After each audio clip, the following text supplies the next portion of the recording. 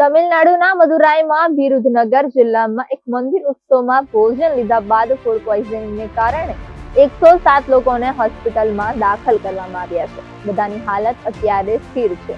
કેટલાક લોકોને વિરુધનગરની વિવિધ હોસ્પિટલમાં દાખલ કરવામાં આવ્યા છે.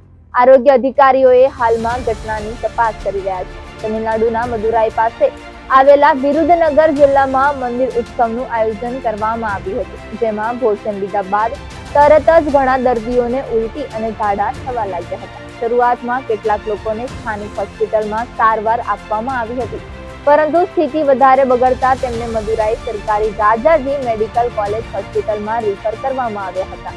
સારવાર લઈ રહેલા એક દર્દીએ કહ્યું હતું કે મેં ફક્ત શાકાહારી ખોરાક ખાધો હતો, મને ખબર નથી કે શું ખોટું થયું છે.